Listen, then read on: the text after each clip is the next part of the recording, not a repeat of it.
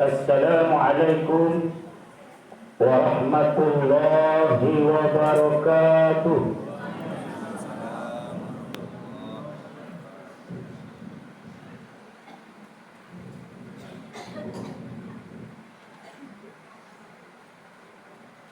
Allahu Akbar, Allahu Akbar, Allahu Akbar. Allahu Akbar, Allahu Akbar, Allahu Akbar. Allahu Akbar, Allahu Akbar, Allahu Akbar. Allahu Akbar kabira walhamdulillahi katsira wa subhanallahi bukratan wa asila. La ilaha illallah wa la na'budu illa iyyahu mukhlishina lahu-d-din walau karihal kafirun walau karihal musyrikun walau karihal munafiqun. La ilaha illallah wahdah sadaqa wa'dah wa nasara 'abdah wa azza jundahu wa hazama al-ahzaba wahdah. La ilaha illallah wallahu akbar. Allahu akbar walillahil hamd. Alhamdulillah, alhamdulillahilladzi arsala rasulahu bil huda wa dinil haqq yuzhirahu 'alad dini kullih walau karihal musyrikun.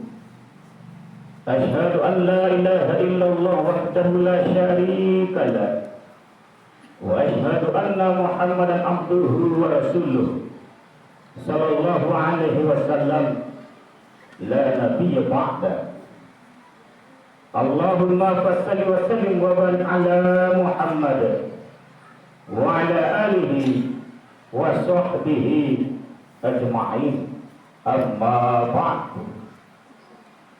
Fa ya ibadallah ittaqullaha haqqa tuqatih wa la tamutunna illa wa antum muslimun. Fa qala Allah ta'ala fil Qur'anil Karim, a'udzu billahi minasy syaithanir rajim. Bismillahirrahmanirrahim. Rabbi habli minas salihin. Fa qala aidan la yadhukuna fiha bardan wa la syaraban illa hamiman wa ghassaqan. Sadaqallahul azim. Pertama firman Allah dalam surat As-Saffat ayat 100. Yang kedua firman Allah dalam surat An-Naba ayat 24-25. Allahu Akbar, Allahu Akbar, Allahu Akbar, walillahil hamd. Bapak-bapak dan ibu-ibu, saudara-saudari, kaum muslimin dan kaum muslimat sidang Jumat Duha yang dimuliakan Allah Subhanahu wa taala. Kembali puji dan syukur sama-sama kita aturkan kehadirat Allah Subhanahu wa taala atas limpahan rahmat dan nikmatnya kepada kita bersama. Salawat dan salam sama-sama pula kita kirimkan kepada Nabi besar kita, yakni Nabi besar Muhammad sallallahu alaihi wasallam. Allahu Akbar, Allahu Akbar, Allahu Akbar, walillahil hamd. Bapak-bapak dan ibu-ibu, saudara-saudari kaum muslimin dan kaum muslimat yang seakidah sidang Jumat Idul Adha rahimakumullah.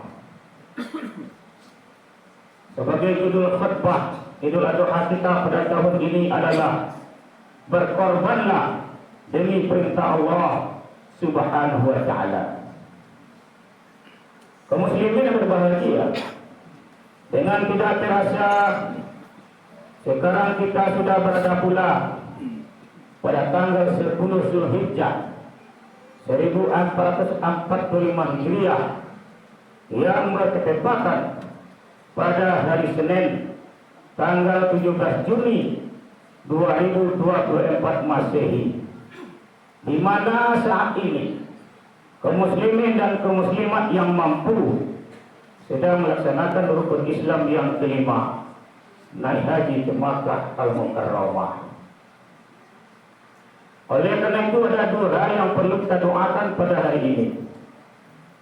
Yang pertama, mari sama-sama kita mendoakan semoga seluruh saudara-saudara kita, kaum muslimin dan kaum muslimat yang sedang melaksanakan haji ke Makkah Al-Mukarramah, semoga mereka itu semua menjadi haji dan haja yang mabrur dan selamat untuk pulang ke tanah air hendaknya. Amin ya rabbal alamin. Yang kedua, mungkin ada di antara bapak-bapak dan ibu-ibu saudara-saudari yang menjadi peserta kurban pada tahun ini. Juga kita berdoa kepada Allah, semoga kurbannya bapak-bapak dan ibu-ibu saudara-saudari semua diterima oleh Allah, diridhoi oleh Allah, dan dibalasi dengan pahala yang melipat ganda hendaknya. Amin ya Allah, ya Rahman, ya Rahim. Allahu Akbar, Allahu Akbar, Allahu Akbar, walillahil hamd. Bapak-bapak dan ibu-ibu kaum muslimin dan kaum muslimat sidang Jumat Idul Adha yang dimuliakan Allah Subhanahu wa taala. Kalau kita merayakan hari raya Idul Adha ini, kita teringat kepada sejarahnya Nabi Ibrahim alaihissalam. Mengapa demikian? Karena memang itulah hakikatnya, asal mulanya timbul salat hari raya Idul Adha ini. Betapa mantapnya dan kokohnya iman Nabi Ibrahim alaihissalam dengan istrinya Siti Hajar radhiyallahu anhu. Mengapa tidak?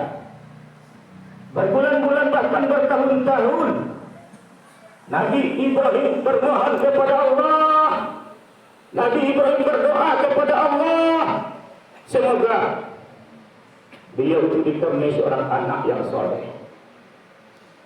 Pada suatu saat, dengan kemurahan Allah, Allah kabulkanlah doa Nabi Ibrahim itu, sehingga Nabi Ibrahim dan Siti Hajar dikaruniai seorang anak yang soleh yang dia beri nama dengan Ismail. Tetapi apa yang terjadi ke muslimin yang berbahagia? Di saat anaknya meningkat dewasa dan sanggup berusaha bersama ayahnya yang tercinta, di saat kasih sayang sedang tertumpah kepada anak kandungnya itu, disitulah Allah uji keimanan Nabi Ibrahim alaihissalam. Pada satu malam, Nabi Ibrahim dapat wahyu dari Allah melalui mimpi, yang mana isi mimpinya itu agar Ibrahim menyembelih anak kandungnya sendiri. Betapa sedihnya seorang ayah. Anak yang sudah sekian lama dia dambakan, begitu didapati kasih sayang yang sedang tertumpah, tetapi disuruh Allah untuk disembelih. Tidak bisa kita membayangkan betapa sedihnya seorang ayah.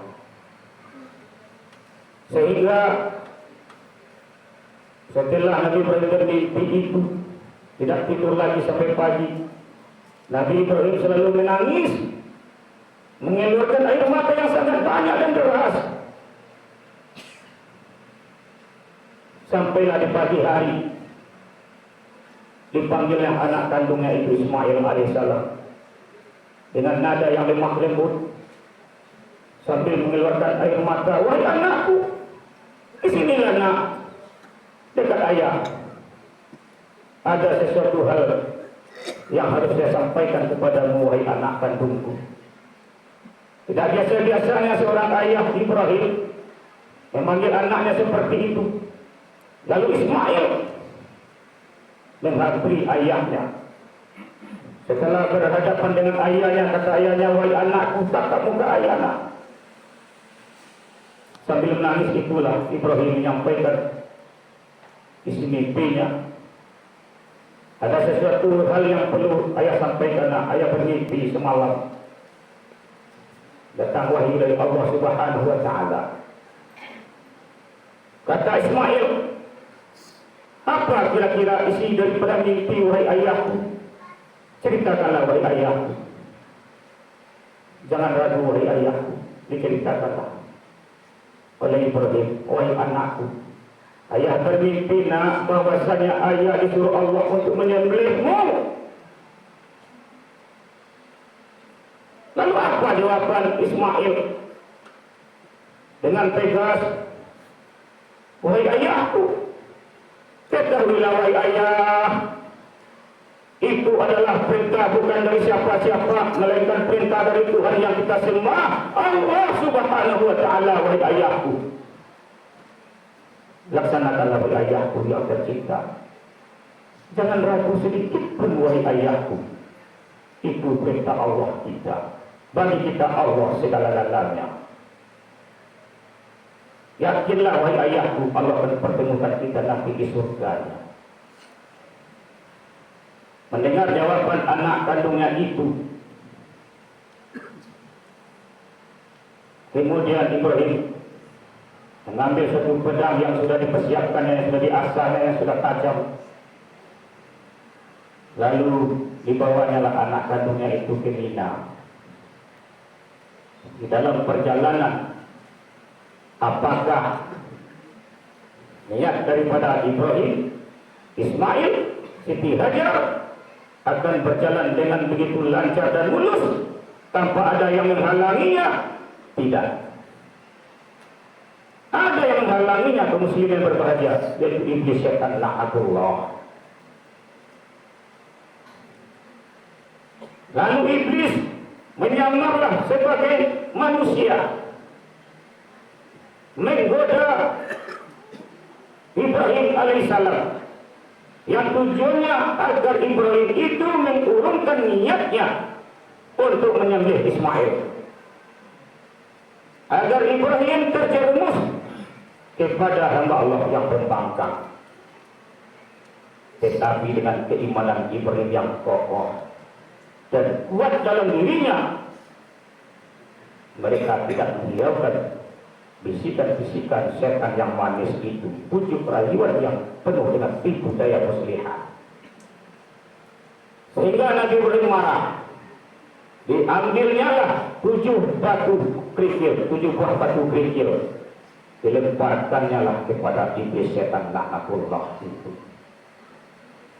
Sehingga lemparan itu dinamakan lemparan jumrah ula. Dan tampaklah iblis di atas bumi ini. Karena tidak sanggup menggoda Ibrahim alaihissalam, kemudian iblis bangkit lagi mendatangi istrinya Siti Hajar radhiyallahu anha. Bahwasanya iblis berkeyakinan seorang ibu tidak akan sanggup, tidak akan tega melihat anak kandungnya sendiri untuk disembelih. Digodalah oleh iblis Siti Hajar dengan kata-kata yang manis, kata-kata yang indah, yang penuh dengan tipu daya muslihat, agar Siti Hajar terjerumus kepada hamba Allah yang berbangkang. Tetapi kaum muslimin, dengan keimanan yang kokoh dalam diri Siti Hajar, tidak terpengaruh sedikit pun. Maka dia marah kepada iblis. Diambilnya pula 7 buah batu kerikil, dilemparkan kepada iblis itu. Lemparan itu dinamakan lemparan jumroh wusta. Tertampar kembalilah iblis di muka bumi ini. Kaum muslimin berbahagia. Iblis tidak berhenti, bangkit lagi. Maka didatangilah Ismail alaihissalam. Dibujuk raih agar tidak mau untuk disembelih. Tujuannya agar Ismail membangkang kepada perintah Allah. Akhirnya kaum muslimin dan kaum muslimat berbahagia, mereka bertiga itu marah kepada iblis. Diambillah batu kerikil tadi, sama-sama dilemparkan kepada iblis setan laknatullah, sehingga lemparan itu diabadikan, disebut dengan lemparan jumroh Aqabah. Bagi kaum muslimin dan kaum muslimat yang melaksanakan rukun Islam yang kelima saat ini, haji ke Makkah Al-Mukarramah, diwajibkan untuk melempar jumrah ini. Allahu Akbar, Allahu Akbar, Allahu Akbar, walillahil hamd. Setelah itu dibaringkanlah anak kandungnya Ismail alaihissalam oleh Ibrahim ayahnya. Anak kandung 9 tulang, obat lusuh, pengobat demam, penyejuk hati, permainan mata. Diambillah sebuah pedang, dibaringkan Ismail alaihissalam. Di saat kritis itulah Allah ganti Ismail dengan seekor kipas. Allahu Akbar, Allahu Akbar, Allahu Akbar, walillahil hamd. Bapak-bapak dan ibu-ibu, saudara-saudari kaum muslimin dan kaum muslimat, sidang Jumat Idul Adha yang dimuliakan Allah Subhanahu wa taala. Dari sejarah Ibrahim alaihissalam ini banyak hal yang dapat kita jadikan contoh. Apa yang harus kita contoh? Dengan keimanannya yang kuat, yang kokoh dalam dirinya, apapun yang diperintahkan oleh Allah tetap dia laksanakan. Dia tidak menghiraukan godaan syaitan laknatullah. Demi perintah Allah, apapun dia korbankan, termasuk anak kandungnya sendiri. Ini perlu kita contoh ke muslimin berbahagia untuk kita sekarang ini yang hidup. Dipastikan kita tidak akan sanggup mencontoh keimanan Nabi Ibrahim dan Siti Hajar ini dan Ismail, karena kita manusia yang lemah. Lalu apa yang kita bisa buktikan demi ketaatan kita kepada Allah, menjalankan perintah Allah?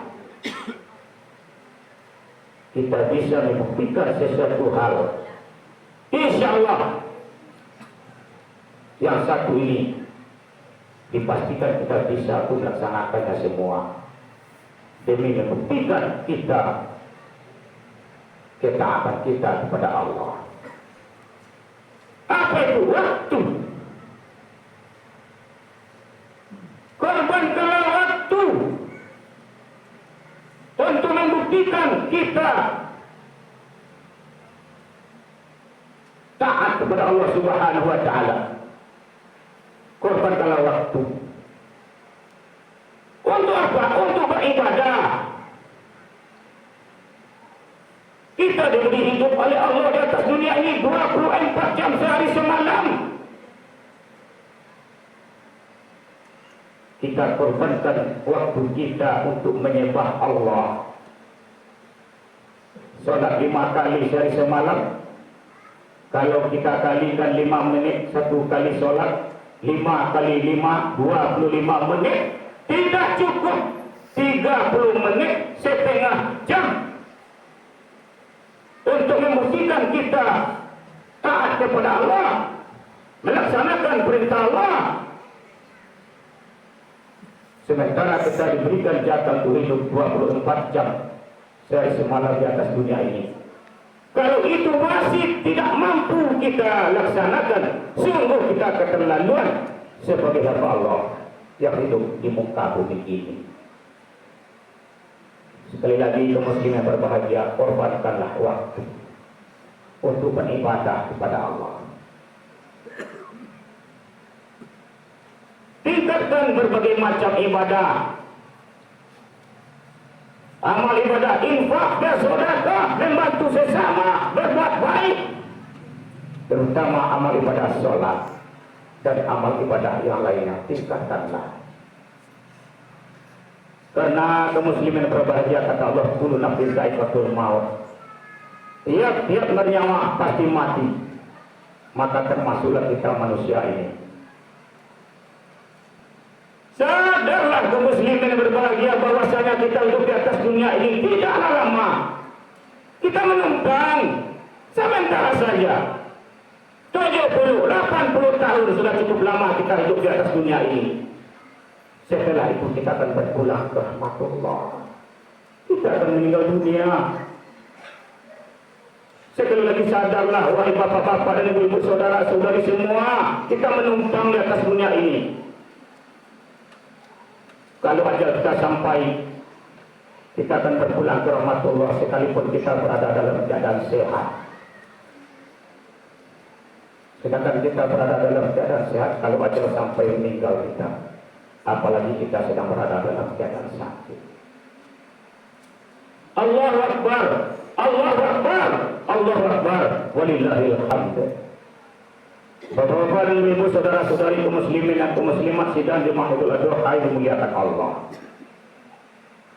Kalau kita sudah meninggal dunia, tempat kita cuma ada dua saja. Pertama surga, yang kedua neraka. Pertengahannya tidak ada. Pilih tempat yang dua ini. Bisa kita pilih, bisa kapan, sekarang ini. Selagi kita hidup dan sehat, pilih tempat yang dua ini.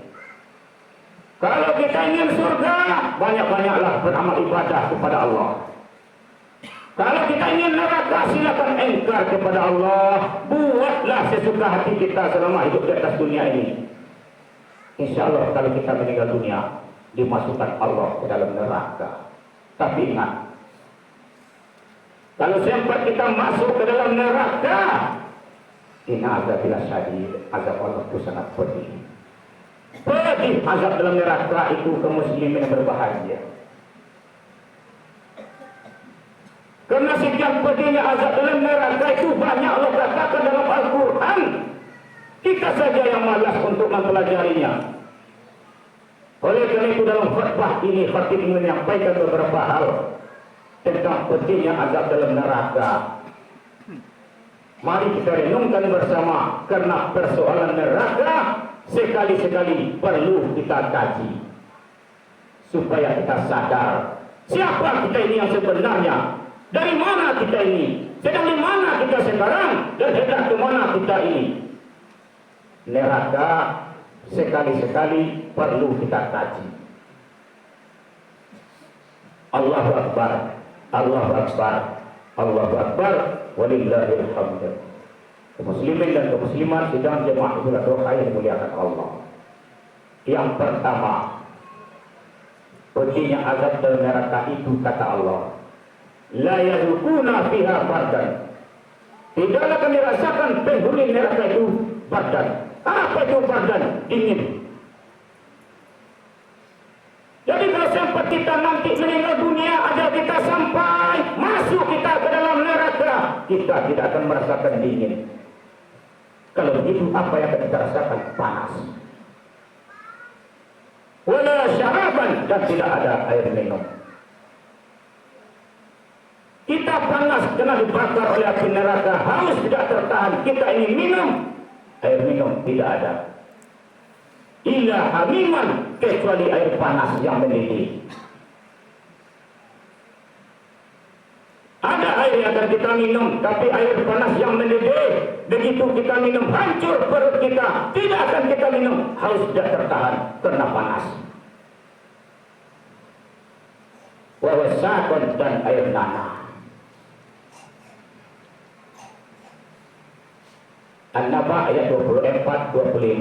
Pasti ini, pasti, karena Allah yang mengatakan dalam Al-Quran. Rupanya dalam surat An-Naba ayat 24-25 ini ada dua minuman dalam neraka. Yang pertama air panas yang mendidih. Mengapa air panas yang mendidih? Nanti setelah pulang sholat ini bisa kita praktekkan di rumah masing-masing. Ambil gelas satu, gulu agak 2 sendok, kopi agak 2 sendok, atau teh siram pakai air termos. Tidaklah sanggup kita langsung minum sekaligus. Diaduk-aduk pakai sendok, baru keluar dari termos. Apalagi air panas yang mendidih. Yang kedua, air nanah. Melihatnya saja sangat menjijikkan, apalagi untuk kita minum. Tidak akan sanggup kita. Malam kita kaum muslimin yang berbahagia, sangat malam kita nantinya kalau ajal sampai masuk kita ke dalam neraka. Ini perlu kita renungkan bersama kaum muslimin yang berbahagia. Korbankanlah waktu untuk menyembah Allah, untuk sholat. Yang kedua, mereka itu akan dibuatkan oleh Allah pakaian dari api. Wallazina kafaru qutti'at lahum siyabun min nar, Al-Hajj ayat 19. Maka katakanlah hai orang kafir, penghuni neraka, qutti'at lahum. Mereka itu akan dibuatkan oleh Allah siyabun, pakaian min nar, dari api. Coba kita bayangkan, sudahlah kita dibakar oleh api neraka, pakaian yang kita pakai itu pun dibuatkan oleh Allah dari api. Malang kita, sangat malang nasib kita. Kalau sempat kita meninggal dunia masuk ke dalam neraka. Al-Hajj ayat 19, pasti karena Allah yang mengatakan dalam Al-Quran. Pedih azab dalam neraka itu. Yang ketiga, mereka itu akan dikelilingi oleh api. Kiri api, kanan api, di bawah api, dibakarnya kita. Tidak tentu kita akan lari kemana. Karena kita tidak tahu di mana api neraka itu. Az-Zumar ayat 16. Yang keempat, mereka itu tidak akan hidup dan tidak pula akan mati. Kalau begitu antara hidup dengan mati. Mati pun tidak, hidup pun tidak. Kau tiba di batang kayu ini seakan mati, tidak namu, tidak paguno kayu tak itu. Kau tiba di lalu angok-angok barung, kau tiba di manusia sakaratul maut. Bapak Ibu, ketika sakaratul maut, kalau dosa banyak, amal ibadah tipis, sakitnya minta ampun ketika nyawa akan meninggalkan tubuh kita ini. Kata Nabi digambarkan sakitnya itu sama seperti kambing dibuka kulitnya kemudian dilepaskan. Al-A'la ayat 11, 13. Yang kelima, setelah kulit mereka itu hangus dibakar oleh api neraka, Allah ganti, Allah tukar dengan kulit yang baru kembali. Begitulah terus menerus. Hanya sakit yang kita rasakan, kapan batasan waktunya kita tidak tahu sama sekali. An-Nisa ayat 56. Malang kita kaum muslimin yang berbahagia kalau sempat kita meninggal dunia, masuk kita ke dalam neraka. Sedangkan tempat kita cuma ada dua saja, surga dan neraka. Allahu Akbar, Allahu Akbar, Allahu Akbar, walillahil hamd. Muslimin dan kaum muslimat sedang jemaah doa yang memuliakan Allah. Sudah sama-sama kita dengarkan betapa pedihnya azab dalam neraka itu. Makanya sering-seringlah kita berdoa. Setiap saat, setiap habis sholat, doakanlah saudara-saudara kita yang telah berpulang ke rahmatullah. Apa awak, amma, kakak, adik, anak, suami, istri, siapa saja saudara kita, kirimlah doa setiap saat kepada mereka itu. Karena mereka itu tidak butuh apa-apa kecuali kiriman doa dari kita yang hidup ini. Doakanlah mereka itu kaum muslimin dan muslimat berbahagia. Semoga diampuni segala dosanya dan dimasukkan Allah ke dalam surga. Amin ya Allah ya Rahman ya Rahim. Karena kita tidak tahu nasib mereka sekarang, entah surga atau neraka. Sekali lagi kita berdoa setiap saat. Dan alhamdulillah bersyukurlah kita yang masih diberikan umur dan kesehatan untuk hidup saat ini. Selamatkanlah diri kita dari azab Allah. Selamatkanlah diri kita dari api neraka. Bagaimana caranya? Korbankanlah waktu untuk beribadah kepada Allah. Laksanakanlah sholat dengan sebaik-baiknya. Ikhlas, sungguh-sungguh kepada Allah. Mudah-mudahan berdoa kita kepada Allah. Jika ajal datang menjemput kita nantinya, dimasukkan pula kita oleh Allah ke dalam surga Hindan. Amin ya rabbal alamin. Demikianlah khutbah kita pada tahun ini. Mudah-mudahan bermanfaat untuk kita bersama, dan mari kita selamatkan diri kita, keluarga kita dari azab api neraka dengan cara beribadah kepada Allah sebanyak mungkin, terutama amal ibadah sholat. Jangan sekali-kali kita abaikan, kita lalaikan. Bagaimanapun kesibukan yang kita hadapi di atas dunia ini untuk mencari penghidupan, pandai-pandailah kita mengatur waktu. Kapan waktu untuk berusaha, mari kita berusaha. Kapan datang waktu untuk beribadah, mari kita beribadah kepada Allah Subhanahu wa taala. Fakta beliau besar, la'antakum tuflihun.